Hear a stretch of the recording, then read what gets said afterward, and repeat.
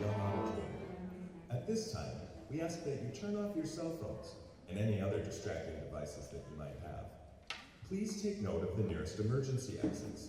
Our ushers are here to assist you, so please don't hesitate to seek them out during your time here at the auditorium. Please enjoy today's event.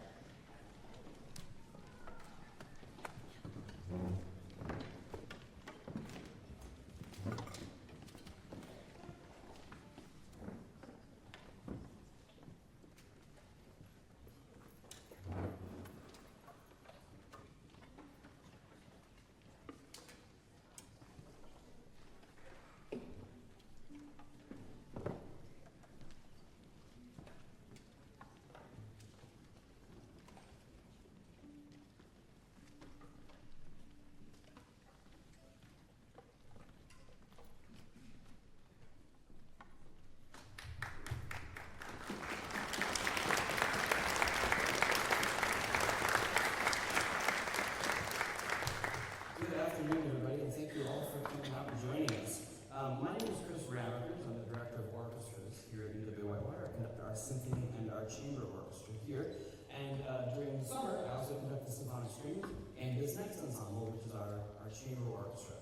This ensemble is pretty unique as far as I know among similar programs like this. These are students who have all volunteered to perform in this group, and they've volunteered to rehearse during their free time. So in the evening after dinner, after a full day of rehearsals, after all the practicing, sectionals, and orchestra rehearsals, and more orchestra rehearsals and classes, they volunteered to rehearse for another hour to put this piece together. We have members of our symphonic strings and members of the concertant orchestra.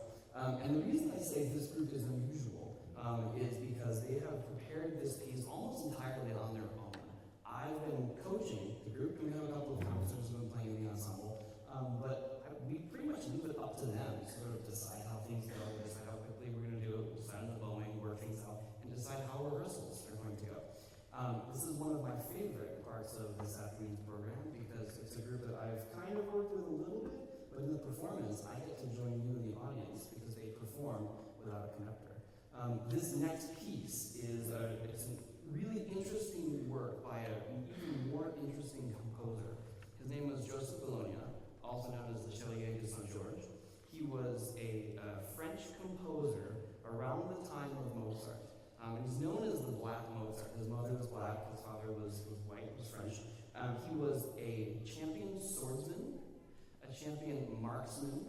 He was a violinist, a pianist, a conductor, and famously Marie Antoinette's music teacher. He only wrote a handful of pieces that survive, many of them for the violin, but this is one of 2 symphonies that he wrote. So this is the first movement of the Symphony Number 2 in D major by Joseph Bologna.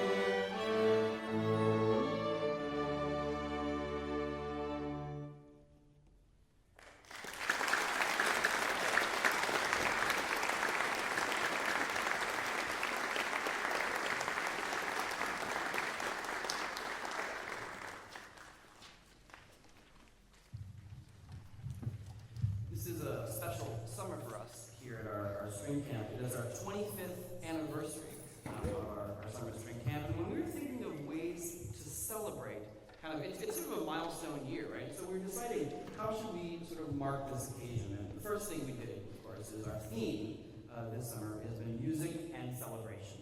And so all or most of the music that's been selected has sort of fit in with celebration one way or the other. We've also had guest clinicians and some guest presentations that have all centered around how music is used to celebrate, whether to celebrate people, celebrate events, or celebrate important milestones like an anniversary.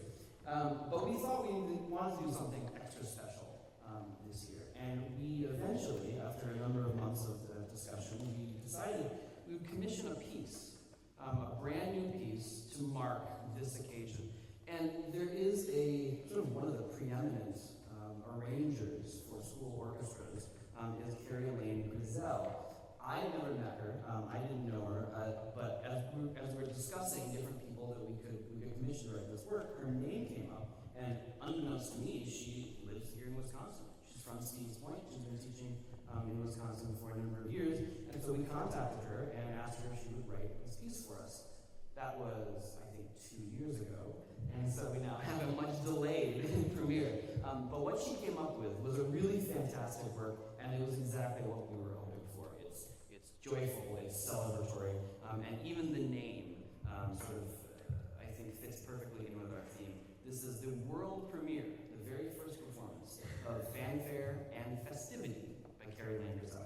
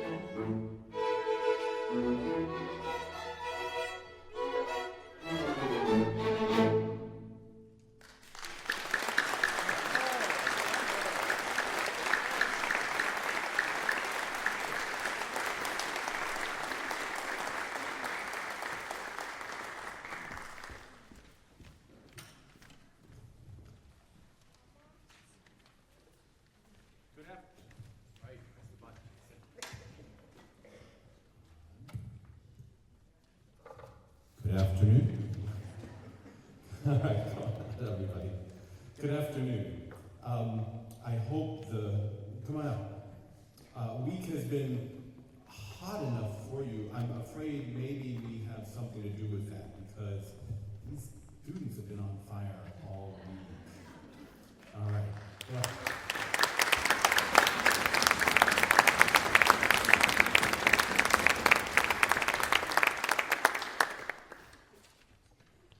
I'm Benjamin Whitcomb, the camp director for the past 13 of the 25 years that we've been doing a string camp. Chris took some of my lines about the 25th. No, it's not really going to do that to each other, okay? But I will say, in a way, we were so looking forward to the 25th when it actually would have been the 25th. And then you wait another year, and then you have to wait another year. But music sometimes does that. You know, there's an arrival, and then the composer makes you wait for it, but it's finally here. The point is that it's finally here, and it's really great to be back in person. And these students have really done wonders this week. It's been amazing.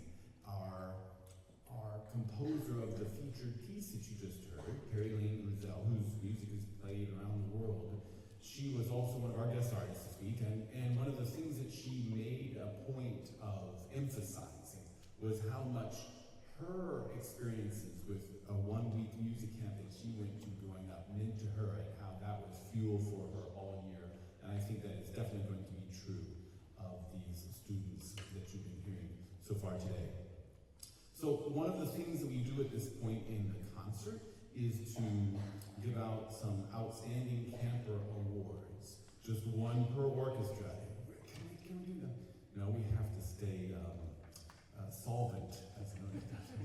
Because along with it being an award, it also carries with it free tuition for the next year's summer camp. So that's basically $250 off. So I will let each of the directors and then the counselors issue their respective awards. Thank you. As you said, this was a very difficult decision to make. I've told all these students what a pleasure it was, and I mean it. It was a wonderful week of music and just a wonderful week of getting to know you as humans. You guys are going to do awesome things in life. So, the outstanding camper of Concertante Orchestra is Landon Coburn.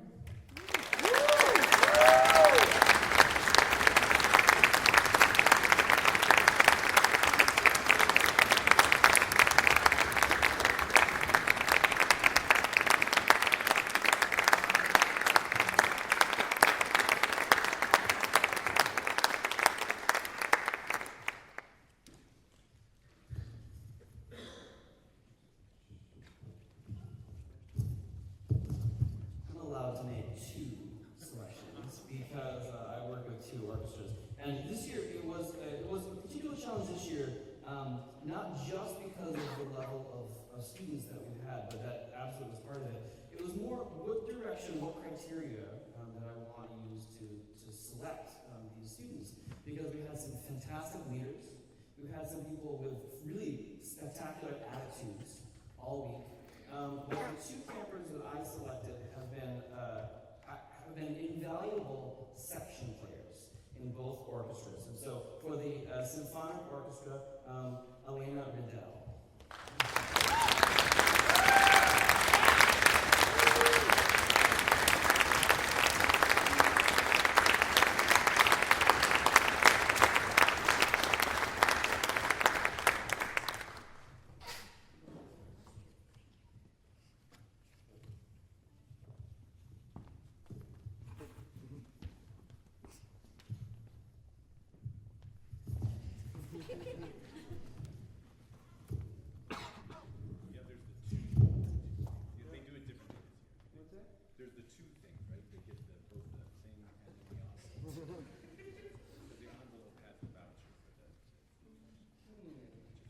Pause for dramatic effect.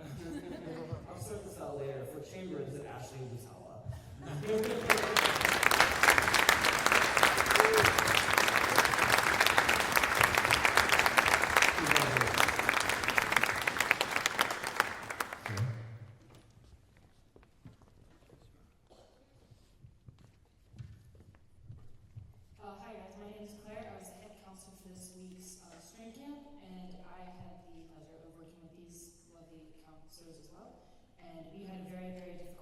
deciding who our camper of the week essentially would be.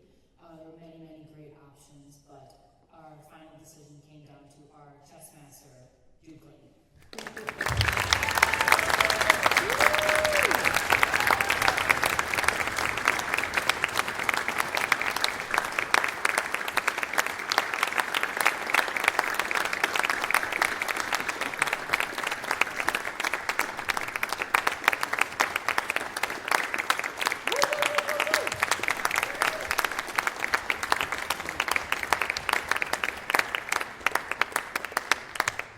Thank you. All right, so just a couple of remaining things. One of them, a little piece of bad news. It's yet 51 weeks until the next summer string camp. But we are doing things all year round, concerts, outreach events. We've got some websites there at the bottom of the program. We hope you will check us out throughout the year. And then just kind of logistically, you can meet with your camper in the atrium where the fountain was if you go down this way and then hang a right. And then there were a couple people who weren't able to meet with their camper to get the stuff out of the dorm. So if you haven't yet gotten your camper's suitcase and stuff from the dorm, please meet at the Myrrh Child Fountain in the atrium afterwards. Great. And then otherwise, just have a super year full of music and lots of practice. Otherwise, here's the last piece of the program. I'll turn the mic back over to Dr. Emmer. Thank you very much, Dr. Wickham. We're going to close our concert of music with celebration with what is, to me, I think one of the most celebratory pieces in the repertoire. This is the finale of Mozart's Final Symphony, his great C major symphony, also known as the Jupiter Symphony. So this is finale from Mozart's Jupiter.